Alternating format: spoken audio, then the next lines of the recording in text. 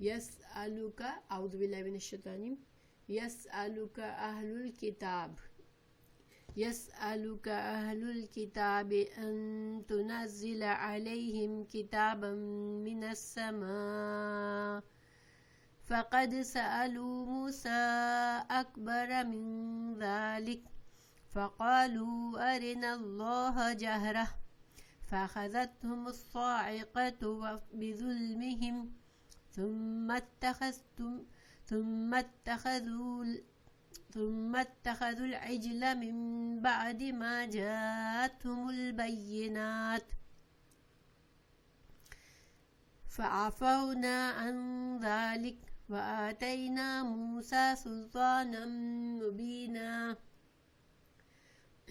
यहाँ पर अल्लाह सुब्हानहू तआला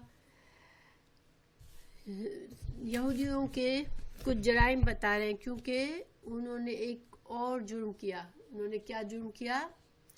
रसूलुल्लाह सल्लल्लाहु अलैहि वसल्लम से उन्होंने मुतालबा किया कि आप आसमान से किताब लेकर आए. तो हम इसका तर्जुमा पढ़ते हैं इंशाअल्लाह. यस्अलुका, यस्अलू का क्या तर्जुमा होगा? सआला सवाल से है. यस्अलू वो सवाल करते हैं का आपसे, यानी रसूलुल्लाह सल्लल्लाहु अलैहि वसल्लम से. क्या सवाल करते हैं और कौन करते हैं? अहलुल किताब, अहले किताब जो हैं, अहले किताब आपसे सवाल करते हैं या आपसे मुतालबा करते हैं. अन ये के तुनज़्ज़िला तू उतार लाए, अलैहिम अला और हिम इन पर, यानी कि उनके लिए आप किताब ले आए आसमान से. किताबन एक किताब, मिनस समाए मिन से, अस्समा आसमान से. तो ये तो सवाल किया उन्होंने, ठीक है.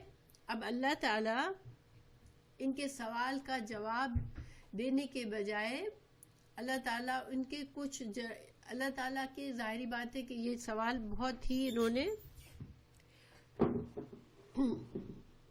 बहुत ज़्यादा कहना चाहिए कि सॉरी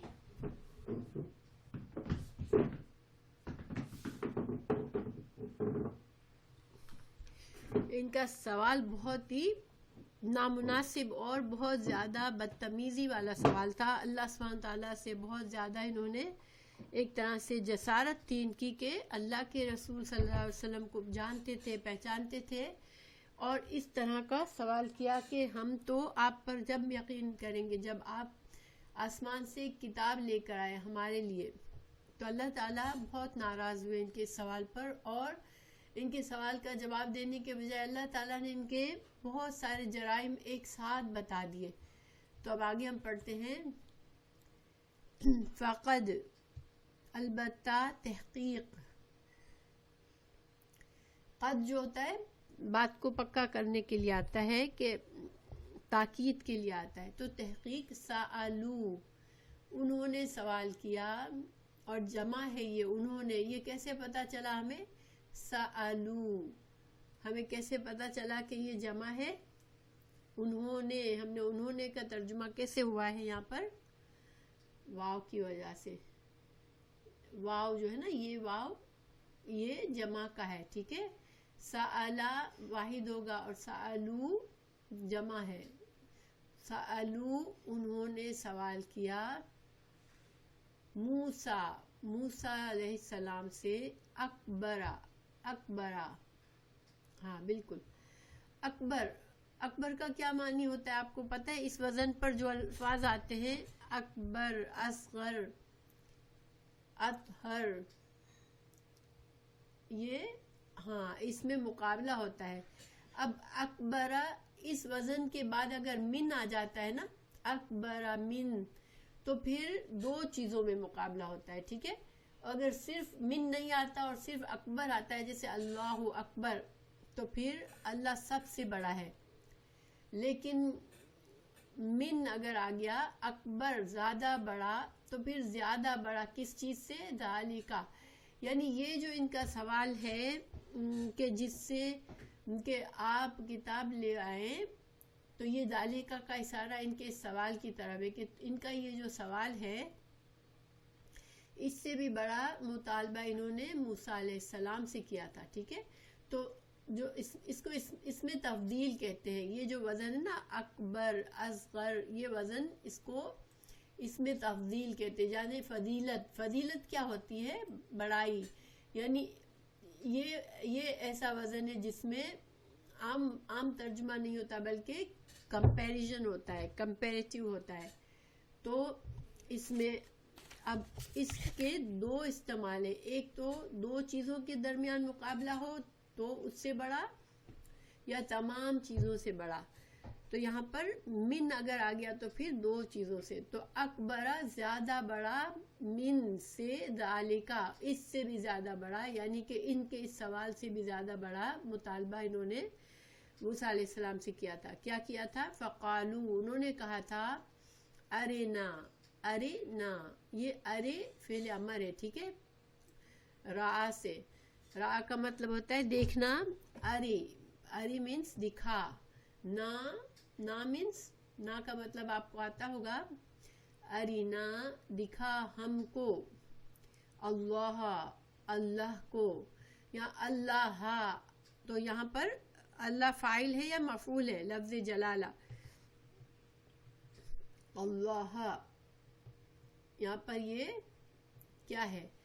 لفظ جلالہ کی یہاں پر کس طرح استعمال ہوا ہے؟ ایز اے مفعول. دکھا ہم کو اللہ، ہم کو اللہ دکھا. یعنی کہ جب ضمہ ہوتا ہے ہاں پر تو پھر فاعل ہوتا ہے، اور اگر فتح ہے تو مفعول. یعنی کہ مفعول وہ ہوتا ہے جو کہ جس پر فعل کا اثر آ رہا ہوتا ہے، اور فاعل وہ ہوتا ہے جو کہ فعل کو کر رہا ہوتا ہے. تو ارنا اللہ، دکھا ہم کو اللہ. جہرتن، جہر کہتے ہیں سامنے، کھلم کھلا ہمارے سامنے دکھا ہم کو، واضح طور پر ہمیں دکھا. جیسے جہری نماز ہوتی ہے اور سری نماز اس کے مقابلے میں ہوتی ہے. تو ہمیں اللہ کا دیدار کراؤ، ہمیں اللہ ہمارے سامنے آئے جب ہم بات مانیں گے.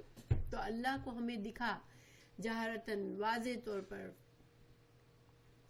تو یہ والا ہم پڑھ چکے ہیں سورہ بقرہ میں کہ کیا ہوا تھا کہ حضرت موسیٰ علیہ السلام سے 70 آدمیوں کو چنا تھا. اللہ تعالیٰ کی ملاقات کے لیے گئے تھے وہاں پر. پھر ان آدمیوں کو کوہ طور کے دامن میں چھوڑ کے آپ حضرت موسیٰ علیہ السلام سے اللہ تعالیٰ نے کلام کیا تھا. تو انہوں نے حضرت موسیٰ سے کیا کہا تھا کہ ہم بھی جب تک اللہ کو نہیں دیکھیں گے ہم آپ کی بات نہیں مانیں گے کہ آپ نے اللہ سے کلام کیا ہے. تو اس پر جو ہے اللہ تعالیٰ کا بہت غضب ہوا تھا. اور یہ ہم نے پڑھا تھا کہ فَأَخَذَتْهُمْ، تو پکڑ لیا ان کو. اخذا پکڑنا، پس اس کے نتیجے میں. ٹھیک ہے، ان کے اس حرکت کے نتیجے میں، اس مطالبے کے نتیجے میں ان کو پکڑ لیا تھا. کس نے؟ الصاعقہ، صاعقہ نے. صاعقہ کی جو ترجمہ ہے، صاعقہ جو ہوتی ہے وہ جو فضا میں سخت آواز جو آتی ہے، بہت دھماکہ سا ہوتا ہے، اس کو صاعقہ کہتے ہیں. اور اس صاعقہ میں کبھی کبھی آگ بھی ہوتی ہے، جیسے بہت زیادہ بجلی جو گرتی ہے وہ صاعقہ ہوتی ہے. تو اس کو قرآن میں آگ کے معنی میں بھی استعمال کیا ہے، عذاب کے معنی میں بھی، اور موت کے معنی میں بھی استعمال کیا ہے. تو ان کے اوپر ان کو پکڑ لیا صاعقہ، ایک بجلی نے. بِظُلْمِهِمْ، یہاں بی کا مطلب کیا ہوتا ہے؟ ساتھ، مگر یہاں پر سبب ہے. ٹھیک ہے، تو با کے کئی ترجمے ہو سکتے ہیں. تو یہاں پر با جو ہے سبب بتا رہا ہے کہ ان کو کیوں پکڑا، کیا سبب تھا اس بجلی نے ان کو کیوں پکڑا. بِظُلْمِهِمْ، ان کا ظلم کی وجہ سے. اور ان کا ظلم کیا تھا کہ اللہ کے سامنے اتنی گستاخی کی کہ ہم اللہ پر یقین جب کریں گے جب ہم اللہ کو سامنے دیکھ لیں. تو یہ ایک بندے کے لیے اتنی بڑی جسارت کرنا، یہ بہت ہی زیادہ ان کا بہت بڑا گناہ تھا کہ ان کو فوراً بجلی نے پکڑ لیا. ان کے اس گستاخی کی سبب. ثم پھر اللہ تعالیٰ نے یہاں پر ایک ان کی بات بتائی، لیکن چونکہ یہ میں نے بتایا کہ یہ بہت غصے کا اس میں عالم ہے، اس میں بہت زیادہ جیسے غضب ہے ان آیات میں. اللہ تعالیٰ بہت غضبناک ہے اللہ کا انداز، بیکاز انہوں نے جو سوال کیا آپ صلی اللہ علیہ وسلم سے بہت زیادہ گستاخی والا سوال تھا. ان کو پتا تھا، ساری نشانیاں معلوم تھی ان کو رسول اللہ صلی اللہ علیہ وسلم کی، ان کو معلوم تھا یہ اللہ کے رسول ہے، پھر بھی انہوں نے تکبر میں اور آپ کو نیچا دکھانے کے لیے اور آپ کو لاجواب کرنے کے لیے یا آپ کا مذاق اڑانے کے لیے اس طرح کا مطالبہ کیا. یہ بہت بڑا ان کی طرف سے بہت زیادہ بڑا گناہ تھا. تو اللہ تعالیٰ نے اتنا غضب ہے کہ ابھی تو ایک بات پوری نہیں ہوئی اور اللہ نے دوسری شروع کر دی. ایک گناہ ان کا بڑا بتایا ان کے باپ دادا کا، پھر دوسرا ثم اتخذتم العجل، پھر کیا کیا تم نے؟ بنا لیا، اتخذوا بنا لیا العجلہ. اللہ نے، آپ کو پتہ ہے یہ واقعہ کیا ہوا تھا؟ حضرت موسیٰ علیہ السلام جب یہ تمام 70 لوگ بجلی سے مر گئے تو سورہ اعراف میں اس کے بارے میں وضاحت ہے.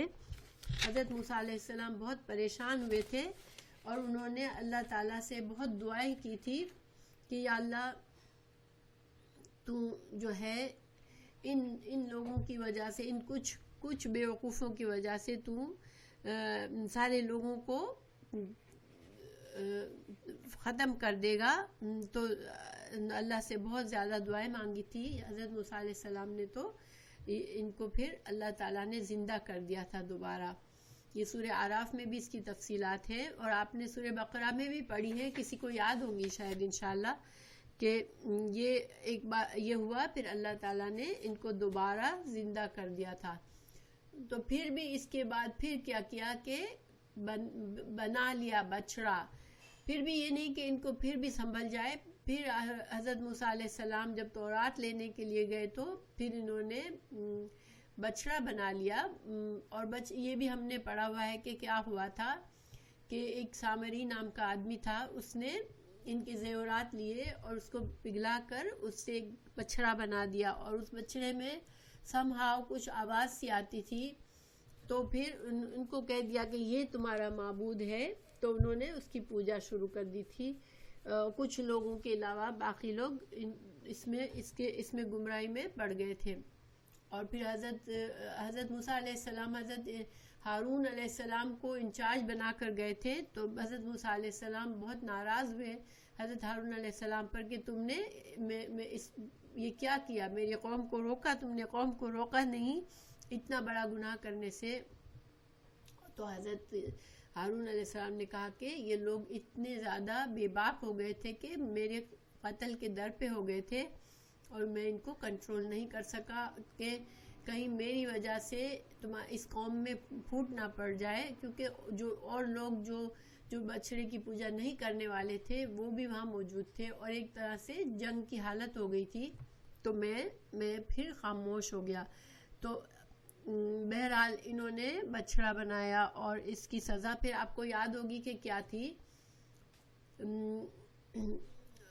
تو ثم اتخذتم العجل من بعد، من سے، بعد ما جاءت، ما جو، جاءت آ گئیں، ہم ان کے پاس، البینات روشن دلائل تھے ان کے پاس. حضرت رسول اللہ تعالیٰ نے ان کو فرعون سے بچایا تھا، فرعونیوں کو غرق کیا تھا، اور بے شمار حضرت موسیٰ علیہ السلام کے معجزات تھے. ان سب چیزوں کے باوجود، سب کچھ دیکھنے کے باوجود بھی انہوں نے یہ حرکت کی تھی. مگر اللہ تعالیٰ نے کیا کیا؟ بینات، یہ واحد ہے یا جمع ہے؟ بینات،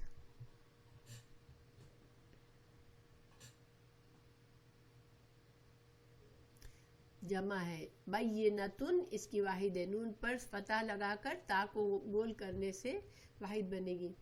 فعفونا، پس عفونا ہم نے معاف کر دیا. عفو عفو ایسا معاف کرنا ہوتا ہے کہ انسان بالکل کسی کو ایسے معاف کر دو کہ تانا بھی نہ دو، کچھ نہ کرو. تو اللہ تعالیٰ نے پھر سے درگزر کر دیا ان کو. اور آپ کو پتہ ہے کہ ان کی سزا ملی تھی ان کو، جو ایک دوسرے کو قتل کرنے کے لیے کہا گیا تھا، مرتد کی جو سزا ہوتی ہے. مگر پھر اللہ تعالیٰ نے سب کو معاف کر دیا. جنہوں نے پوجا کی تھی وہ مر گئے، لیکن ان کو بھی جہنم سے بچا لیا، معاف کر دیا. اور جو لوگوں نے نہیں کی تھی ان کو بھی معاف کر دیا. اللہ تعالیٰ نے ان کو معاف کیا. فونا ان ذالک، اس اتنے بڑے بہت بڑے گناہ سے بھی، شرک کے گناہ سے بھی اللہ تعالیٰ نے انہیں معاف کر دیا. اور اللہ تعالیٰ آگے فرما رہے وَآتَيْنَا، اور دی ہم نے موسیٰ علیہ السلام کو سلطان کہتے ہیں دلائل، واضح دلائل، روشن جو معجزات تھے حضرت موسیٰ علیہ السلام کے پاس، مبیناً کھلی واضح دلائل. حضرت موسیٰ علیہ السلام کے پاس ایک تو معجزات تھے جو بہت ہی زیادہ واضح تھے کہ یہ نبی ہیں، اور اس کے علاوہ حضرت موسیٰ علیہ السلام کی شخصیت اللہ نے ایسی بنائی تھی کہ ان کا بڑا رعب اور دبدبا تھا. آپ کو پتہ ہے کہ اللہ تعالیٰ نے ان کی پرورش کیسے کرائی تھی نا. ان کو فرعون کے محل میں ان کی پرورش ہوئی تھی، تو ایک شاہانہ انداز میں ان کی پرورش ہوئی تھی.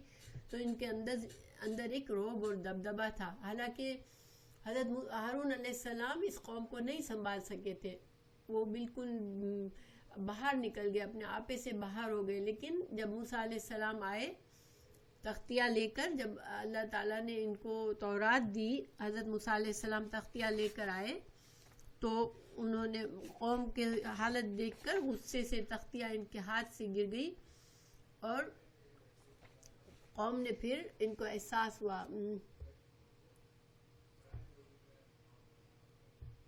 ہاں اللہ تعالیٰ نے دیکھیں، وعلیکم السلام ورحمۃ اللہ وبرکاتہ. اللہ تعالیٰ کی حکمت اتنی عظیم ہمیں نظر آتی ہے جب ہم حضرت موسیٰ علیہ السلام کے بارے میں پڑھتے ہیں، حضرت یوسف علیہ السلام کے بارے میں پڑھتے ہیں، کہ اللہ تعالیٰ نے ان انبیاء کی زندگی سے ان کو کیسی زندگی گزروائی کہ ان کو وہ شخصیت ان کی بن گئی جس کی ضرورت تھی ان کے مشن کے لیے. تو حضرت موسیٰ علیہ السلام کو دیکھو، فرعون کے محل میں پرورش ہوئی ان کی.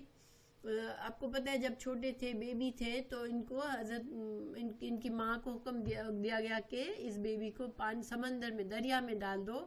اور دریا سے پھر فرعون کی بیوی نے اسے نکالا، اور ان کو پھر اس نے قتل نہیں کرنے دیا تھا، اور وہاں پر پھر محل میں ہی ان کی پرورش ہوئی تھی. تو ایک غلامی ماحول میں پرورش پانے والا انسان اور ایک محل میں پرورش پانے والے انسان میں فرق ہوتا ہے پرسنالٹی میں. تو حضرت موسیٰ علیہ السلام کا بہت غصے دار اور رعب دار پرسنالٹی تھی. تو بہرحال اللہ تعالیٰ نے ان کو اتنا غلبہ دیا واضح کہ اتنی سرکش قوم تھی ان کی، اتنی زیادہ اجڑ قسم کے لوگ تھے، مگر ان کو حضرت موسیٰ علیہ السلام نے ان پر جسے ان کو کنٹرول میں رکھا تھا کافی سالوں تک. حالانکہ موسیٰ علیہ السلام بھی تنگ آ جاتے تھے ان کی حرکتوں سے، لیکن بہرحال اللہ تعالیٰ پھر ابھی بھی مزید وہی کلام چل رہا ہے. ابھی بھی اللہ تعالیٰ ان کے گناہ اور ان کے جرائم ان کو گنوا رہے ہیں، کیونکہ یہ ایک میں نے بتایا کہ اتنا بہت ہی غضب کے ساتھ یہ باتیں کہی گئی ہیں کہ ایک دم ایک رو میں ساری ان کی چیزیں، بڑے بڑے ان کے جو بھی نافرمانیاں تھی وہ ایک ساتھ ذکر کر دی گئی. ورفعنا، اور اٹھایا ہم نے. رفع کا مطلب ہوتا ہے بلند کرنا، اور یہ بلندی جو ہے وہ رتبے کی بلندی کے لیے بھی یہ لفظ استعمال ہوتا ہے، اور کسی چیز کو مادی طور پر بلند کرنے کے لیے بھی استعمال ہوتا ہے، درجات کی بلندی میں استعمال ہوتا ہے، ناموری اور شہرت کے لیے، سب چیزوں کے لیے رفع کا لفظ استعمال ہوتا ہے. تو ہم نے اٹھایا ان پر، یعنی کہ مادی طور پر اٹھایا، پورے پہاڑ کو بلند کیا، فوقہم، ان کے اوپر، تور کے پہاڑ کو اٹھایا، بمیثاقہم، یہاں بھی با کس چیز کا ہو سکتا ہے؟ آپ مجھے بتائیں با کا ترجمہ یہاں کیا ہونا چاہیے؟ یہاں با سبب کا ہے یا با ساتھ کا ہے؟ سبب کا ہے، ماشاءاللہ. با یہاں بھی سبب کا ہے کہ ان سے میثاق لینے کے لیے، ان کے میثاق لینے کے لیے، ان سے وعدہ لینے کے لیے ان پر پہاڑ اٹھا لیا گیا. جب ان کو تورات کے احکامات دیے گئے کہ تم کو اس کو پکڑنا ہے، اس تورات پر عمل کرنا ہے، تو چونکہ یہ قوم کسی طرح پر بھی وہ بار بار بدک جاتے تھے، بار بار گمراہی میں پڑ جاتے تھے، بار بار اللہ کو ناراض کرتے تھے، تو ان پر پہاڑ اٹھایا گیا، بلند کر دیا گیا، معلق کر کے ان سے کہا کہ پہاڑ تم پر گرے گا بھی.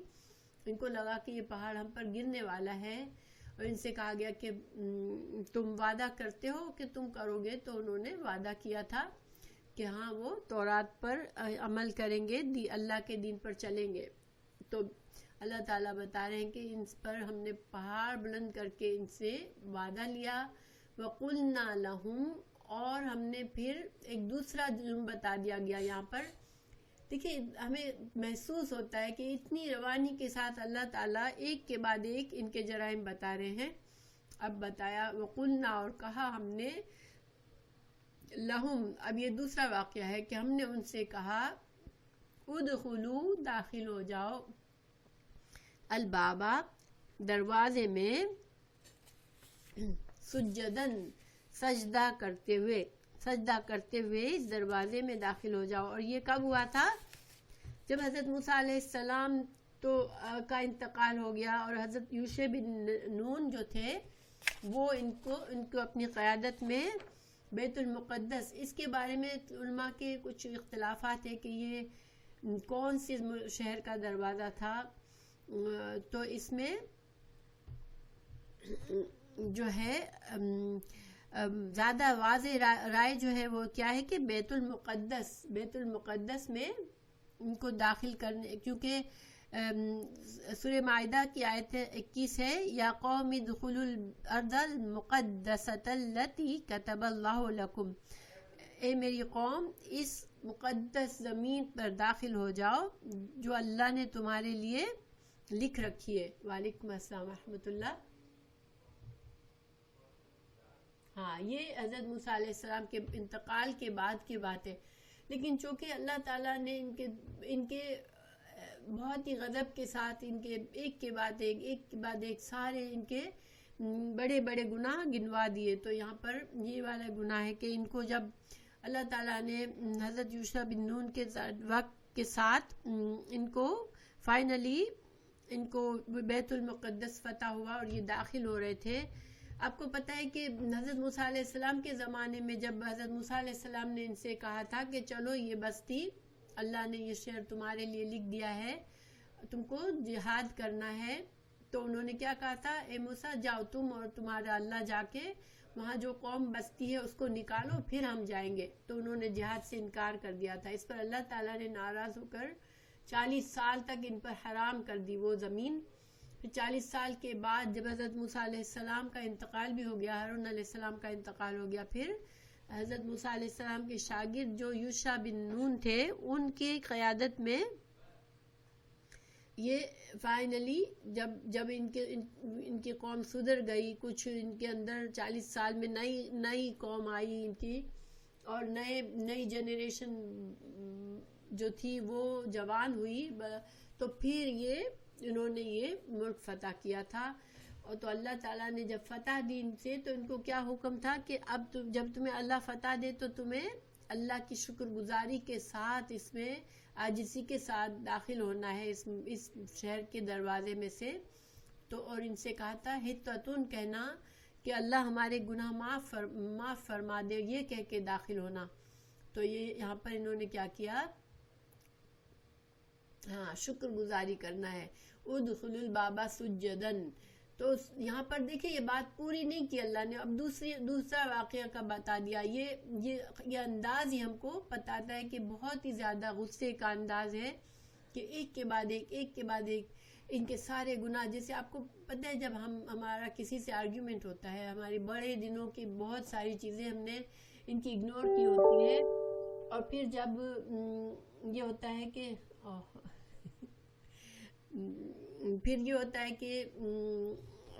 ایک سیکنڈ کوئی اسکائپ پہ آنے کی کوشش کر رہے ہیں اسٹوڈنٹس بھی گڑبڑ کر جاتے ہیں سارے. تو بہرحال ان کو جو ہے اللہ تعالیٰ نے جیسے اب کوئی غصہ بہت دنوں کی بہت سی چیزیں ہم نے کسی کی نظر انداز کی ہوتی ہے اور جب لاسٹ ایک بات ایسی ہو جاتی ہے کہ اب ہمیں لگتا ہے کہ نہیں اس کو اب اس کے جرائم بتانے ہیں تو پھر ہم کیا کرتے ہیں ایک دم سے سارے ایک سانس میں ساری بات بتا جاتے ہیں کہ تم نے یہ کیا تم نے یہ کیا تم نے یہ کیا. تو یہ انداز ہے یہاں پر کہ اللہ تعالیٰ ایک چھوٹی چھوٹی سی بات کر کے پوری بات بھی نہیں ہوتی اور دوسرا واقعہ شروع کر دیتے ہیں کہ تم نے یہ بھی کیا تم نے یہ بھی کیا. تو یہاں پر بتایا گیا کہ تم سے کہا گیا تھا کہ تم داخل ہونا سجدہ کرتے ہوئے.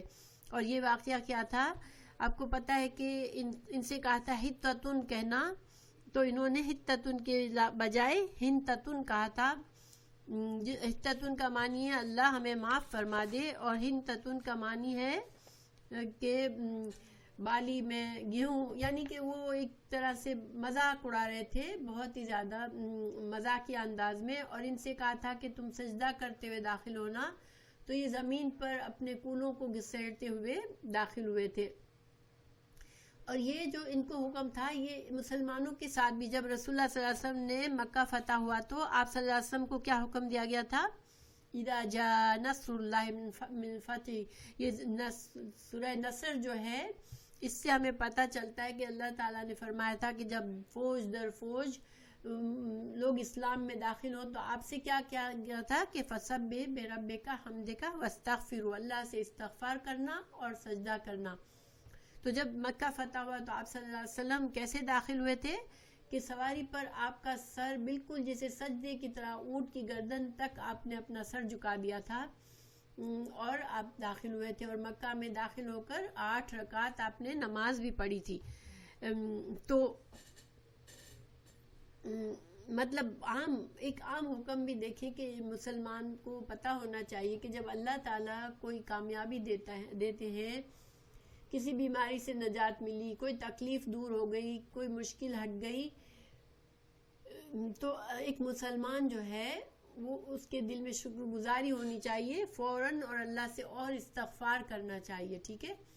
تو بہرحال انہوں نے اس میں بھی نہیں بات مانی. پھر اللہ تعالیٰ نے ان پر ایک طاعون کی بیماری اتاری تھی رجزن ایک عذاب کے طور پر ان کے اوپر طاعون کی بیماری اتاری تھی. ایک حدیث ہے رسول اللہ صلی اللہ علیہ وسلم نے فرمایا کہ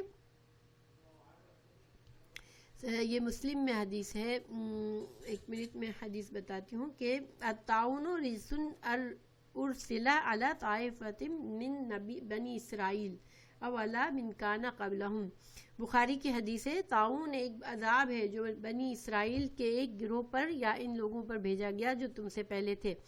تو مفسرین کا اندازہ ہے کہ یہ طاعون جو ہے اس وقت ان پر نازل ہوا تھا وہ بیماری جب انہوں نے یہ ہنتتن کیا تھا اور سجدہ کرنے کے بجائے اپنے کونوں کو گھسیٹتے ہوئے داخل ہوئے تھے. بہرحال پھر اللہ تعالیٰ نے دوسرا واقعہ بتایا وَقُلْنَا لَهُمْ نافرمانی کی وجہ سے ہم نے کہا لَهُمْ ان کو لا نا تعدو عدو سے ہے عدو دشمنی ہوتی ہے تم زیادتی نہ کرو. ٹھیک ہے. تم زیادتی نہ کرو فی سبت کے قانون میں تم سبت کے قانون میں زیادتی نہ کرو. اور آپ کو پتہ ہے کہ سبت کا کیا قانون تھا ہفتے کا دن ان کے لیے عبادت کا دن تھا اور ان کو اس میں دنیاوی کاموں سے فراغت کر کے اللہ کو یاد کرنے کا تھا. تو جو اس کے بارے میں ہم نے پڑھ چکے ہیں کہ وہ بستی جو تھی وہ دریا کے کنارے تھی اور مچھلیاں سیٹرڈے ہفتے کے دن اللہ تعالیٰ کو چونکہ ان کی نیتوں کا معلوم تھا تو ان کو اور زیادہ ان پر اللہ تعالیٰ نے آزمائش ڈالی کہ مچھلیاں ہفتے کے دن تو بڑی خوب آتی اچھل کر آتی سورہ اعراف کی آیت میں یہ بتایا گیا ہے کہ ان سے اس بستی کے بارے میں پوچھ لو جو سمندر کے کنارے پر تھی، جب وہ ہفتے کے دن میں حد سے تجاوز کرتے تھے، جب ان کی مچھلیاں ان کے ہفتے کے دن سر اٹھائے ہوئے ان کے پاس آتی اور جس دن ان کا ہفتہ نہ ہوتا ان کے پاس نہ آتی تھی۔ تو اس طرح ہم نے ان کی آزمائش کرتے تھے، ہم ان کی اس وجہ سے کہ وہ نافرمانی کرتے تھے۔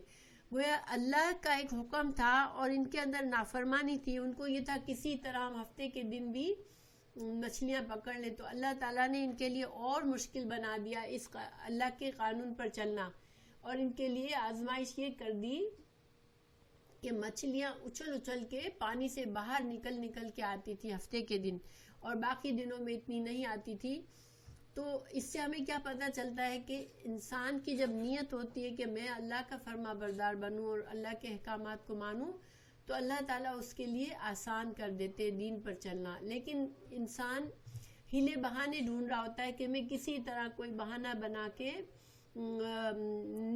کسی طرح سے میں ایکسکیوز نکالوں کہ میں یہ حکم نہ مانوں، اور ہم اپنی طرف سے بناتے ہیں بہت سے، ہم اپنی تعویل کر لیتے ہیں، اپنے آپ کو جسٹیفائی کر لیتے ہیں، اور میں اس وجہ سے اللہ کا یہ حکم نہیں مان سکتی، میں اس وجہ سے نہیں کر سکتی، یا میں اس وجہ سے نہیں کر سکتا، تو پھر اللہ تعالیٰ اور مشکل کر دیتے ہیں۔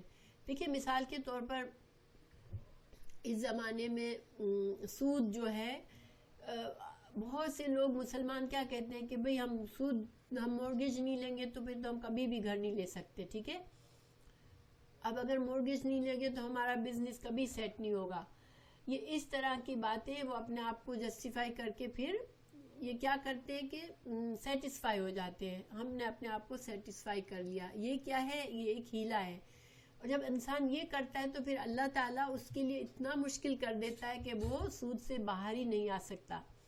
لیکن کسی بندے کے دل میں اخلاص ہو اور وہ کہیں مجھے کسی بھی صورت میں سود سے باہر نکلنا ہے، اللہ سے دعائیں مانگے اور تھوڑا بہت اس کو کم سے گزارا کرنا پڑے، کم سے گزارا کرے، تو اللہ تعالیٰ اس کے حالات میں وسعت ڈال دے گا اور اس کے لیے آسان کر دے گا انشاءاللہ۔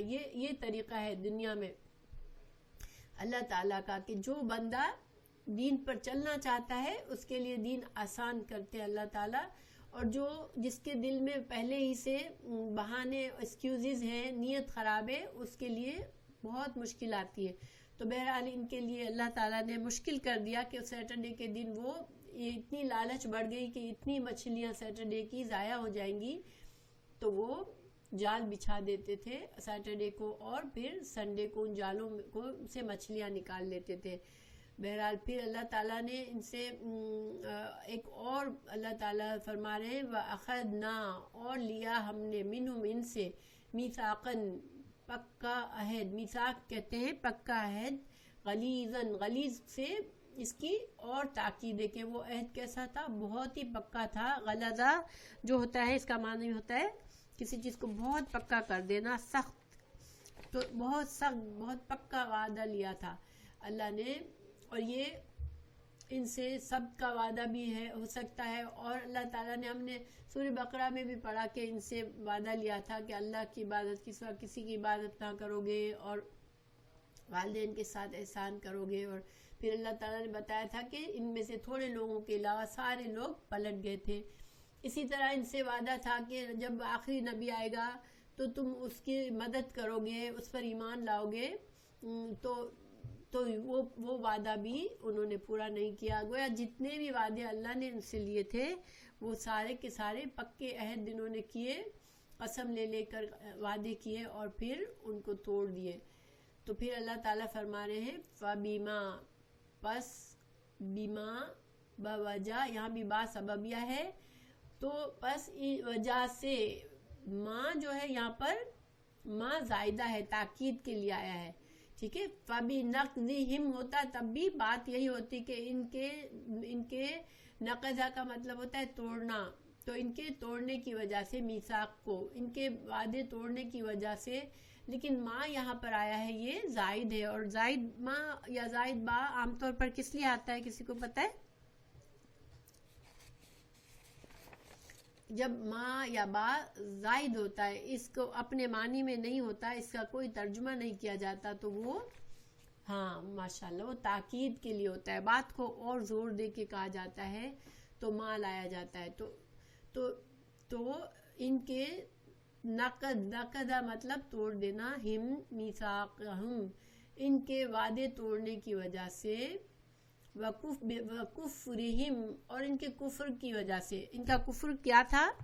دیکھیں جب حضرت عیسیٰ علیہ السلام آئے تو انہوں نے کفر کیا، حضرت یحییٰ علیہ السلام کے ساتھ کفر کیا، رسول اللہ صلی اللہ علیہ وسلم کے ساتھ کفر کیا، یعنی کہ ان رسولوں کو پہچانا جانا اور ان کا انکار کر دیا.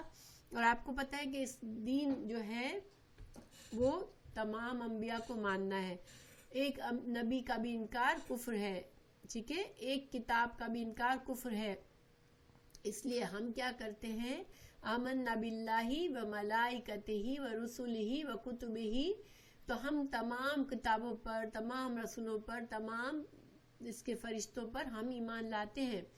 مگر انہوں نے یہ کام نہیں کیا، انہوں نے کفر کیا. ان کے کفر کی وجہ سے بھی آیات اللہ کی آیات کے ساتھ، وقتلہم اور ان کا قتل کرنا، الانبیاء انبیاء کو. انہوں نے حضرت یحییٰ علیہ السلام کو بھی قتل کروایا تھا، حضرت عیسیٰ علیہ السلام کو بھی قتل کی سازش کی تھی، اور اس کے علاوہ بھی حضرت زکریا کو بھی قتل کیا تھا. یعنی کہ ان کو جب بھی کوئی نبی روکتا، ان کو اللہ کے دین کی طرف بلاتا، ان کی پر تنقید کرتا، تو وہ اس کو نہ قتل کر دیتے. ظاہری بات ہے انبیاء تو صرف ان کی خیر خواہی کے لیے آتے تھے، مگر وہ ان کو قتل کر دیتے بغیر حق، نہ حق قتل کر دیتے تھے. ظاہر انبیاء کو ان کو نقصان پہنچانے کے لیے تو نہیں آتے تھے، وہ تو ان سے خیر خواہی کے لیے آتے تھے، اللہ کے نبی ہوتے تھے، ان کا کوئی گناہ نہیں ہوتا تھا، مگر ان کو قتل کر دیتے تھے. وقولہم اور ان کے بات کر، ان کے اس قول پر، قلوبنا قلوب قلب کی جمع ہے، ہمارے دل، غلفن غلاف میں ہے. تو ان کا ایک اور یہ بھی تھا کہ جب رسول اللہ صلی اللہ علیہ وسلم نے اسلام کی دعوت دی تو انہوں نے کیا کہا کہ ہمارے دل تو غلاف میں ہیں، ہمارے دل پردے میں ہیں، آپ کی باتیں ہمارے تو سمجھ میں نہیں آتی. اور یہ ایک مذاق اڑانے والا انداز تھا. تو اس کا یہ بھی مطلب کیا گیا ہے کہ ہم تو پہلے ہی سے بہت تعلیم یافتہ ہے، ہمارے پاس تو اللہ کی شریعت موجود ہے، اور ہم تو پہلے سے بھی بہت علم والے ہیں، ہم کو مزید علم کی ضرورت نہیں ہے آپ کے، یا ہم کو آپ کی باتیں تو ہماری سمجھ میں نہیں آتی. جیسے کہا جاتا ہے نا، ان کا کہا یا یہ سمجھے یا آپ سمجھے یا خدا سمجھے، ایک شعر ہے، تو ایک طنز ہے کہ طنزیہ انداز میں حقارت سے کہہ دیتے تھے کہ بھئی ہمارے دل تو آپ کی بات سے بالکل پردے میں، ہم کو تو آپ کی بات سمجھ ہی نہیں آتی. اللہ تعالیٰ نے کہا نہیں، ایسا نہیں تھا کہ ان کی رسول اللہ صلی اللہ علیہ وسلم کی باتیں سمجھ نہیں آتی، بلکہ کیا تھا، بلکہ طبع مہر لگا دی اللہ نے علیہم ان کے دلوں پر. علیہا آیا ہے، یہ ہاں کیوں آیا ہے کوئی مجھے بتائے گا؟ ہاں مذکر ہوتا ہے یا مؤنث ہوتا ہے؟ ہاں کی ضمیر یہ مذکر ہے یا مؤنث ہے؟ کسی کو پتا ہے؟ ماشاءاللہ یہ نہیں، مذکر نہیں ہے، مؤنث ہے. ہاں جو ہے وہ مؤنث ہوتی ہے، ٹھیک ہے.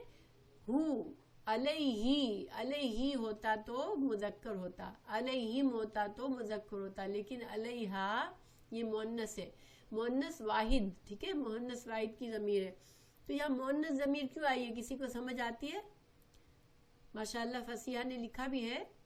دیکھیں یہ ان پر، ان کے قلوب پر، میں نے آپ کو بتایا تھا کہ جب جمع مکسر ہوتی ہے، ایک تو جمع سالم ہوتی ہے، جیسے مسلمینہ، یا نون یا واو نون لگا کے جو جمع بناتے ہیں اس کو جمع سالم کہتے ہیں. ایک جمع ایسی ہوتی ہے کہ قلب کی جمع قلوب. اب قلب کی جو الفاظ کی ترتیب تھی وہ اس میں بدل گئی، قلوب بیچ میں واو آ گیا. تو جب ایسی جمع بنتی ہے جس میں واحد کا جو اصل لفظ ہوتا ہے وہ ٹوٹ جاتا ہے، تو اس کو جمع مکسر یعنی ٹوٹی ہوئی جمع کہتے ہیں، ٹھیک ہے. تو جب ٹوٹی ہوئی جمع یعنی جمع مکسر ہوتی ہے تو عربی کا قانون کیا ہے کہ وہ مذکر بھی ہو تو اس کے لیے ضمیر مؤنث واحد کی آتی ہے. ٹھیک ہے. تو علیہا مینس ان کے دلوں پر. صحیح ہے. یہ بات کوئی زیادہ مشکل تو نہیں تھی. ہاں بالکل. تمام جمع مکسر جو ہوتی ہے عربی زبان میں وہ مؤنث واحد کی طرح اس کی ضمیر لائی جاتی ہے. ٹھیک ہے. یہ ایک بس ایڈیشنل چیز ہے. اسی چھوٹی چھوٹی باتیں آپ کو میں بتاتی ہوں, سمجھ میں آئے تو ٹھیک ہے, ورنہ کوئی بات نہیں, پریشانی کی بات نہیں ہے. مگر انسان اگر غور کرے تو سوچے یہاں پر یہ مؤنث کی ضمیر کہاں سے آ گئی. تو یہاں پر مؤنث کی ضمیر قلوب کی وجہ سے آئی ہے. اوکے. بل طبع اللہ علیہا, اللہ نے ان کے دلوں پر مہر لگا دی. بکفرہم, یہاں با کس وجہ سے ہے؟ با کا ترجمہ کیا ہے؟ یہاں با ساتھ ہوگا یا باب کس لیے ہے یہاں پر؟ با سبب کے لیے. ان کے کفر کی سبب سے, ان کے کفر کی وجہ سے ہم نے ان کے دلوں پر مہر لگائی. اور یہ مہر اللہ کی طرف سے مہر لگانا کیا ہوتا ہے کہ لعنت کر دی اللہ نے, اللہ کی رحمت سے اب یہ دور ہو گئے, اب ان کے دل سیاہ ہو گئے ہیں, اب ان کے دلوں پر ہدایت اثر نہیں کرے گی. کوئی بھی نشانی دیکھیں گے تو یہ ایمان نہیں لائیں گے. دیکھیں شیطان سب کچھ سمجھتا ہے, اللہ کو جانتا ہے, اس کو پتا ہے جنت ہے جہنم ہے, اس کو پتا ہے میرے لیے جو عذاب ہے وہ بہت بڑا ہے, مگر وہ ابھی توبہ نہیں کر سکتا. ٹھیک ہے. اب وہ ملعون ہو گیا, وہ اللہ کی رحمت سے دور ہو گیا, اس کے لیے توبہ الاؤڈ ہی نہیں ہے. جب فرعون مر رہا تھا تو اس نے چاہا کہ میں توبہ کر لوں, میں کلمہ پڑھ لوں, ایمان لے آؤں, تو فرشتوں نے اس کے منہ کے اندر مٹی ڈال دی. وہ نہیں کر سکا, کلمہ نہیں پڑھ سکا. تو گویا کہ جب اللہ تعالیٰ اتنا ناراض ہو گئے کسی سے کہ اب اللہ نے اپنی رحمت سے اسے دور کر دیا, اب اس پر اللہ کی رحمت کا دروازہ بند ہو گیا. اب وہ ڈے لائٹ کی طرح واضح دلائل بھی دیکھ لے, سب کچھ سامنے دیکھ لے, پھر بھی وہ توبہ نہیں کر سکتا اور ایمان نہیں لا سکتا. تو اللہ تعالیٰ نے ان پر اتنا ناراض ہوا کہ اللہ ان کے دلوں پر مہر لگا دی. اب وہ, اور ظاہری بات ہے سارے بنی اسرائیل کے دلوں پر مہر نہیں لگائی تھی اللہ نے. جو اپنے انبیاء کی بات مانی اور جو مسلمان ہوئے, جو نیک لوگ تھے, پھر رسول اللہ صلی اللہ علیہ وسلم پر ایمان لے آئے, ان کو وہ اس میں داخل نہیں ہے. لیکن جن لوگوں نے یہ کرائم کیے ان کے دلوں پر مہر لگ گئی. اور چونکہ رسول اللہ صلی اللہ علیہ وسلم کے زمانے میں جو قبائل تھے یہودیوں کے, ان کی اکثریت نے آپ پر ایمان نہیں لائی تھی, اور آپ کو جانتے بوجھتے انہوں نے اسلام کی بہت مخالفت کی اور بہت زیادہ اسلام کے مشن کو ختم کرنے کی اسٹرگل کی. تو ان کا انجام بھی بہت برا ہوا تھا. تو اللہ تعالیٰ نے یہاں پر بتایا کہ یہ نہیں ہے کہ آپ کی باتیں ان کو سمجھ نہیں آتی, یہ نہیں کہ ان کے دل پردے میں ہے, بلکہ ان کے دلوں پر تو اللہ نے مہر لگا دی ہے.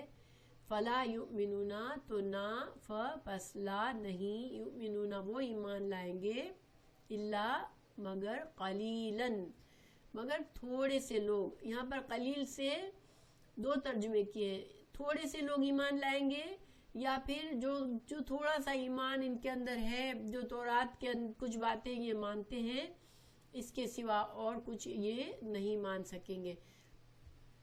تو قلیل کے دو ترجمے ہو گئے. ٹھیک ہے, کہ تھوڑے سے لوگ مسلمان ہوں گے ان میں سے, یا جو لوگ یہودی رہیں گے وہ بہت تھوڑا سا ایمان ان کے اندر ہے اللہ پر اور تورات پر, صرف تھوڑی سی باتوں کا ایمان ہے ان کو. باقی انہوں نے میجورٹی چیزوں کی ایمان کی, ان کا عقیدہ خراب ہے, اور وہ مسلمان نہیں ہے, وہ ماننے والے نہیں ہیں. کیونکہ اللہ کو ادھورا ایمان نہیں چاہیے, اللہ کو پورا ایمان چاہیے. مسلمانوں سے بھی کہا گیا اللہ نے قرآن میں کہ اسلام میں پورے کے پورے داخل ہو جاؤ. ادھورے داخل ہونا اسلام میں اٹس ویری ڈینجرس, اس لیے کہ انسان ادھورا کبھی ایمان نہیں کر سکتا. اللہ کے آگے ادھوری فرما برداری اور ادھوری نافرمانی یہ خطرناک بات ہے. اس لیے کہ پھر ممکن ہے کہ انسان مکمل نافرمان لوگوں میں شامل ہو جائے. تو بہرحال آگے اللہ تعالیٰ فرما رہے ہیں وبکفرہم اور ان کے کفر کی سبب، یہاں بھی با سببیہ ہے، اور بوجہ ان کے کفر کے، وقولہم اور ایک اور جرم آگے بتایا جا رہا ہے کہ انہوں نے کیا کہا، ان کا یہ قول علی مریم، مریم کے خلاف، اعلیٰ جب آتا ہے تو یہ خلاف کے معنی ہوتا ہے، ٹھیک ہے، علی مریم، مریم کے خلاف، مریم پر انہوں نے یہ الزام لگایا، بہتانن، بہتان کہتے ہیں، ہم اردو میں بھی بولتے ہیں کسی پر جھوٹا الزام لگانا، عظیمن، عظیم، بہت بڑا۔ تو ان کے جو کفر کیا انہوں نے انبیاء کے ساتھ، اور انہوں نے جو مریم علیہ السلام پر جھوٹا الزام لگایا، مریم پر انہوں نے کیا الزام لگایا تھا کہ نعوذ باللہ انہوں نے زنا کیا ہے، اور حضرت عیسیٰ جو ہیں وہ زنا کے نتیجے میں پیدا ہوئے ہیں۔ تو اللہ تعالیٰ نے یہاں پر حضرت مریم علیہ السلام کی پاکیزگی کو بھی ساتھ ساتھ واضح کر دیا کہ یہ ایک جھوٹا الزام تھا ان کا جو لگایا ہوا تھا۔ تو انہوں نے، اور وہ جانتے تھے، یہ نہیں کہ وہ نہیں جانتے تھے، حضرت مریم علیہ السلام کو بھی جانتے تھے، ان کو حضرت عیسیٰ علیہ السلام نے بیبی سے تھے، جب چھوٹے بچے تھے، دودھ پیتے بچے کو اللہ نے زبان دی تھی، اور انہوں نے ان سے بات کی تھی کہ میں اللہ کا نبی ہوں۔ تو یہ معجزات انہوں نے دیکھے تھے، حضرت عیسیٰ علیہ السلام کے معجزات دیکھے تھے، مگر انہوں نے پھر بھی کیوں الزام لگائے جھوٹے کہ حضرت عیسیٰ علیہ السلام ان کے پول کھول رہے تھے، ان کے گناہ ان کو بتا رہے تھے، اور وہ اس وقت اتنے بگڑ چکے تھے کہ ان کو اپنی طریقے سے رہنا تھا۔ اور یہ کوئی نئی بات نہیں ہے، دیکھیں آج مسلمانوں کو بھی اگر کوئی سمجھانے جاتا ہے تو وہ سمجھانے والے پر ہی الٹا اس کی شخصیت کو مسخ کرنے کی کوشش کرتے ہیں۔ تو بہرحال اللہ تعالیٰ نے یہاں پر ان کو اس بات پر بھی تنقید کی ان پر کہ ان کے کفر کی وجہ سے اور ان کے مریم پر بہتان لگانے کی وجہ سے، وقولہم اور ان کے اس بات پر کہ انا بے شک ہم نے قتل کیا ہے مسیح کو، عیسیٰ علیہ السلام کو، ابن مریم جو کہ مریم کے بیٹے ہیں، رسول اللہ کے رسول تھے۔ اب دیکھیں یہاں پر اللہ تعالیٰ نے اس میں ایک تو یہ بات بتائی ہمیں کہ وہ بڑے فخر سے کہتے تھے کہ ہم نے حضرت عیسیٰ علیہ السلام کو قتل کیا ہے، ٹھیک ہے، قتل کروایا ہے، اور یہ قتل انہوں نے کیسے کروایا تھا ابھی اس کی تفصیل پڑھتے ہیں ہم انشاءاللہ۔ لیکن اللہ تعالیٰ نے یہاں پہلی بات عیسیٰ علیہ السلام کے نام کے ساتھ ابن مریم کا کہنا، اسی طرح اللہ تعالیٰ نے، دیکھیے قرآن میں کسی نبی کو اس کے باپ کے نام کے ساتھ نہیں بتایا، تو یہاں تو عیسیٰ علیہ السلام کو ان کی ماں کے نام کے ساتھ، تو یہ واضح کرنا تھا کہ یوزلی نسب تو باپ سے ہوتا ہے نا، تو یہاں ابن مریم کہہ کر واضح کر دیا اللہ نے کہ حضرت عیسیٰ علیہ السلام کے باپ نہیں تھے۔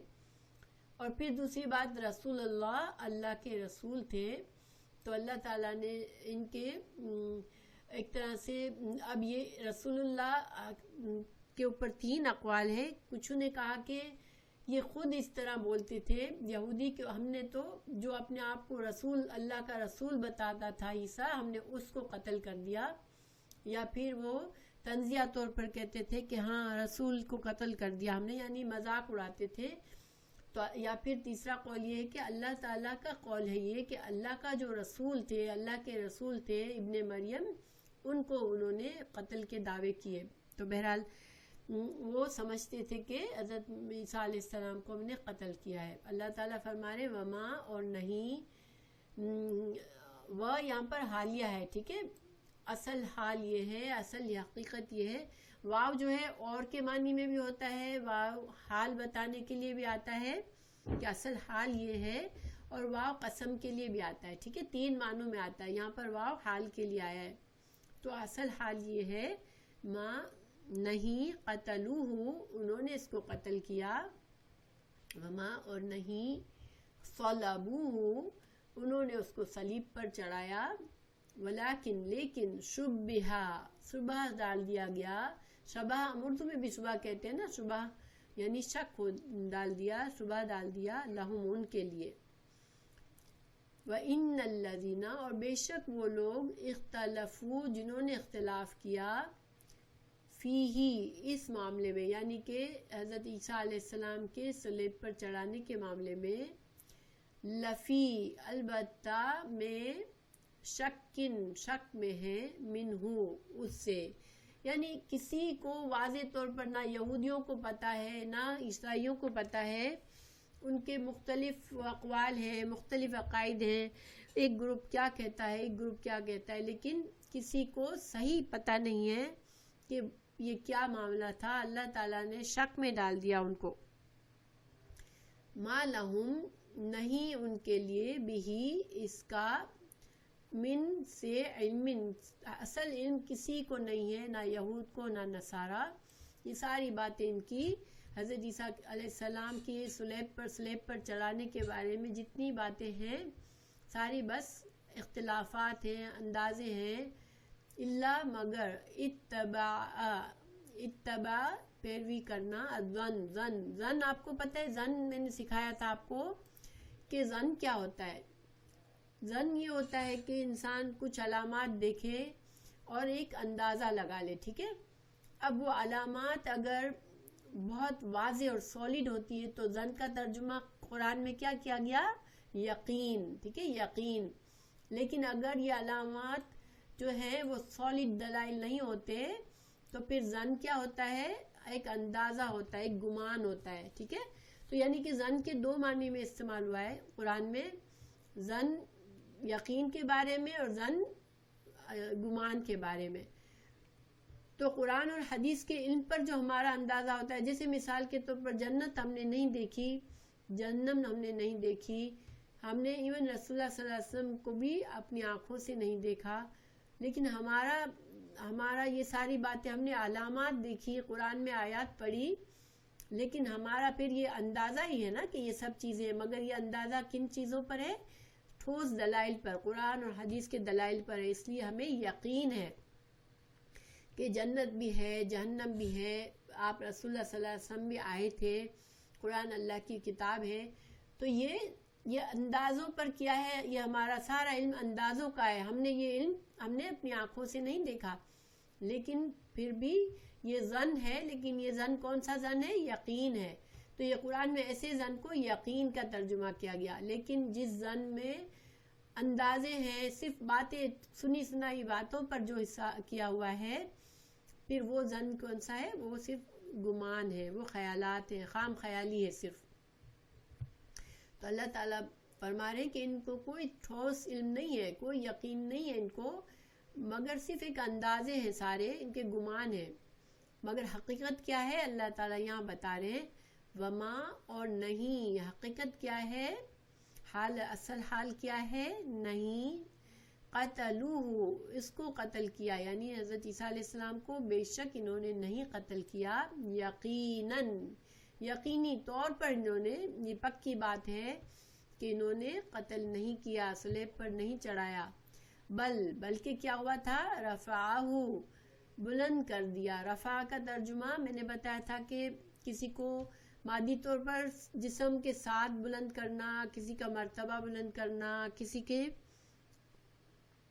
کو عزت اور شرف دینا، تو یہاں پر رفع جسم اور جان کے ساتھ بلند کیا ہو اس کو، اللہ نے، الیہ اپنی طرف، وکانا اور ہے، اللہ عزیز کہتے ہیں زبردست، حکیم حکمت والا۔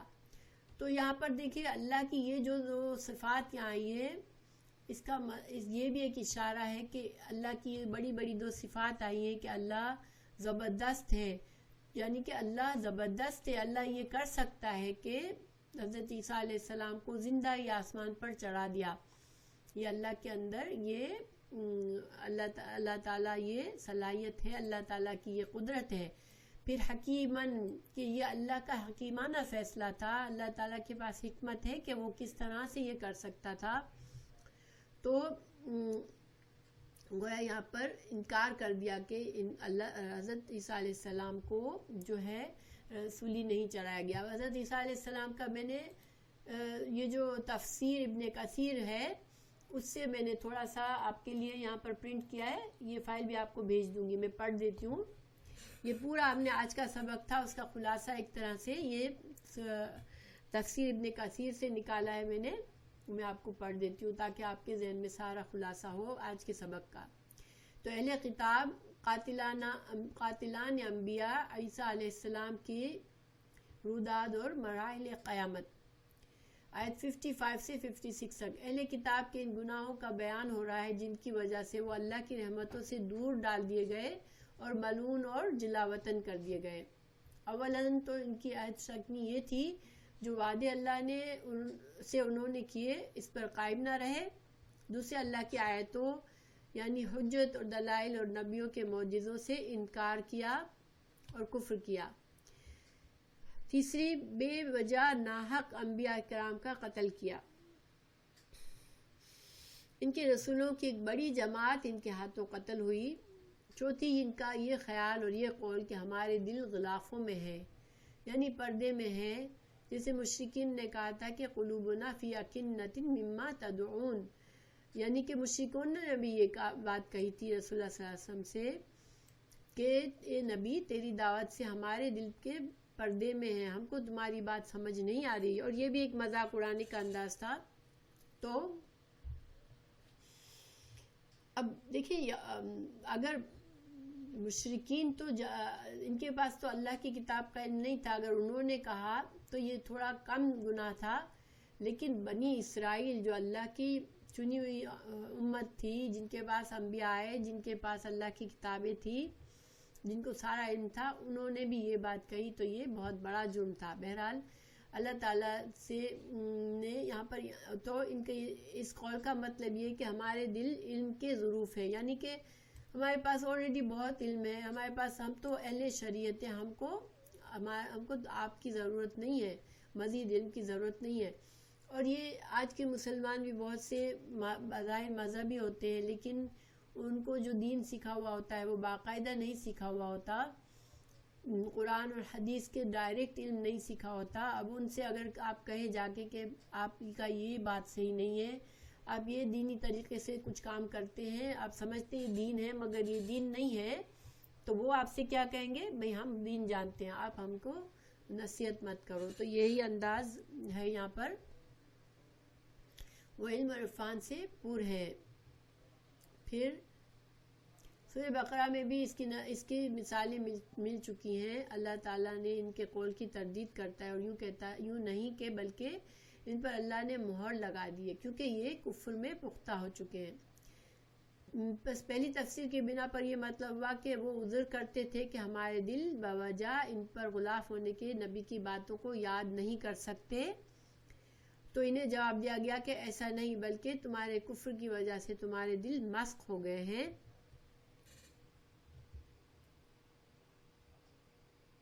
ہاں بالکل، فرام پریچنگ، ہاں بالکل، یعنی کہ دیکھیں آج بھی یہ ایک غرور اور تکبر کا انداز ہے کہ انسان کہے آئی نو۔ آپ کو پتہ ہے، آپ بچوں کو کبھی کچھ کہنے جائیں، ٹین ایجرز کو خاص طور سے، دیکھو ایسے نہیں ایسے، وہ کہیں گے آئی نو۔ ان کا کیا کہنے کا ہوتا ہے کہ ہمیں لیکچر مت دو، ہم سب جانتے ہیں۔ تو یہ بھی ایک انداز ہوتا ہے، ٹھیک ہے۔ تو یہ اسی طرح سے ان کا انداز تھا کہ ہمارے دل تو بھرے ہوئے ہیں، ہمیں تو بہت آتا ہے، آپ کیا ہمیں سکھائیں گے۔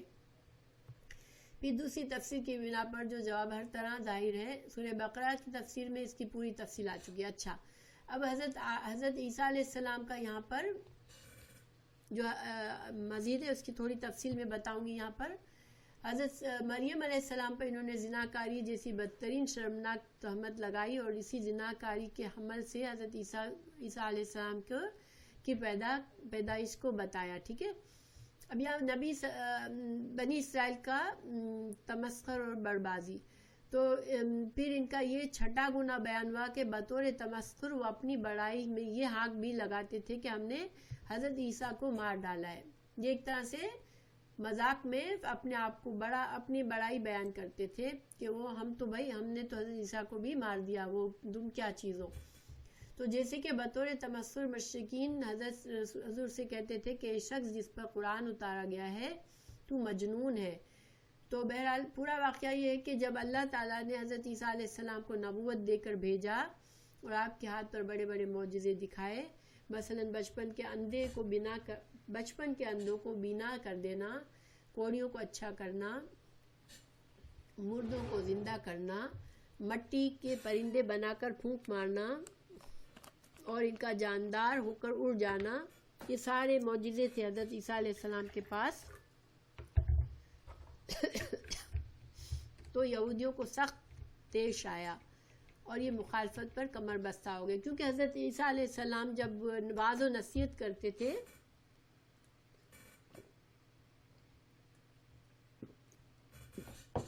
تو ان کے جو ربائی نے جھوٹی باتیں لوگوں کو بتائی ہوئی تھی ان کا پردہ چاک ہو جاتا تھا اور یہ ان کے لیے برداشت نہیں ہو رہا تھا. تو بہرحال انہوں نے کیا کیا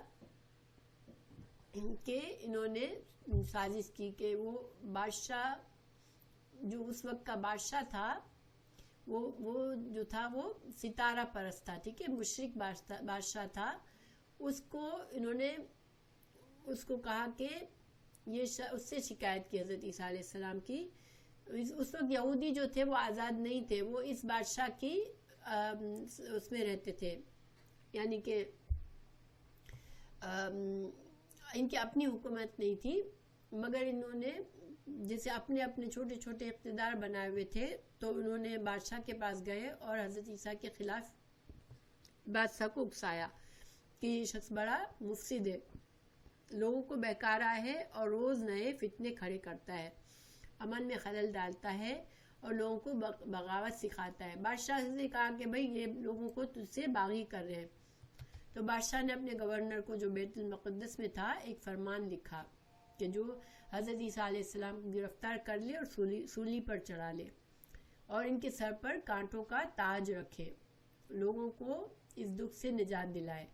اس فرمان شاہی پڑھ کر یہودیوں کا ایک گروہ جو تھا وہ گیا، اپنے ساتھ لے کر اس مکان کا محاصرہ کر لیا جس میں حضرت عیسیٰ علیہ السلام موجود تھے. ان کے ساتھ 12-13 لوگ موجود تھے ساتھ، ان کے صحابی جو تھے حضرت عیسیٰ علیہ السلام کے وہ بھی ان کے ساتھ تھے.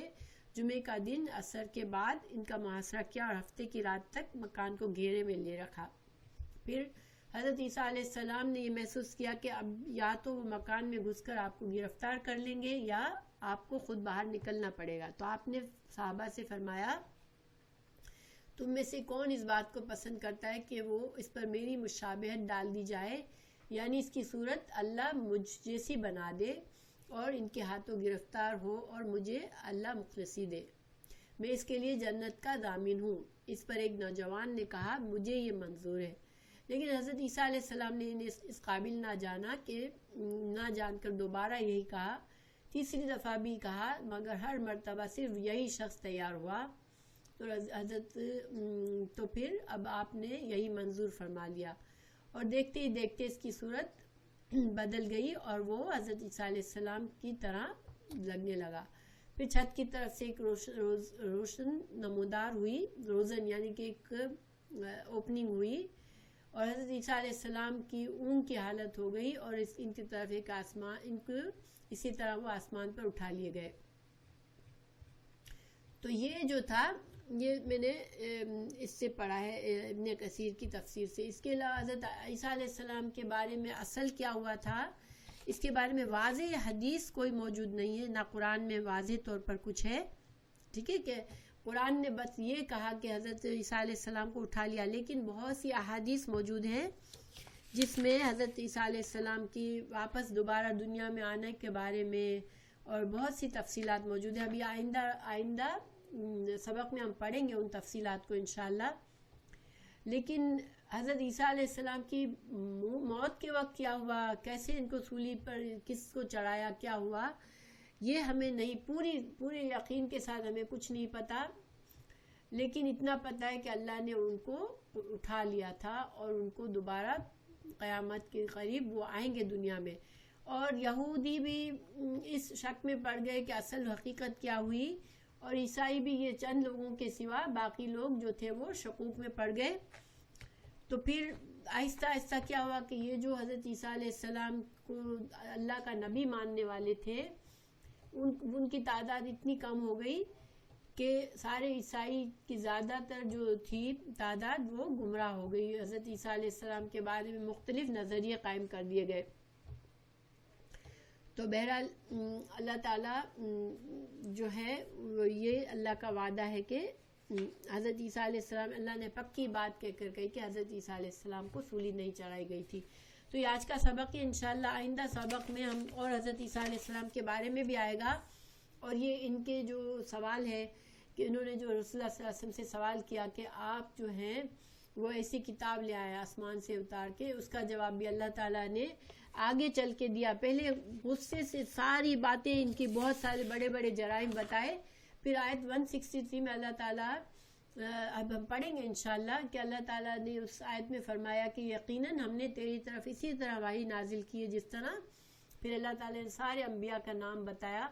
تو گویا اللہ تعالیٰ نے یہ بتایا کہ آپ بھی اسی طرح اللہ کے نبی ہیں جس طرح باقی نبی تھے, حضرت موسیٰ تھے, حضرت عیسیٰ تھے, اور اللہ ہی کی وحی سے آپ جو بات بتا رہے ہیں وہ بتا رہے ہیں. تو انشاءاللہ یہ ہم آگے پڑھیں گے.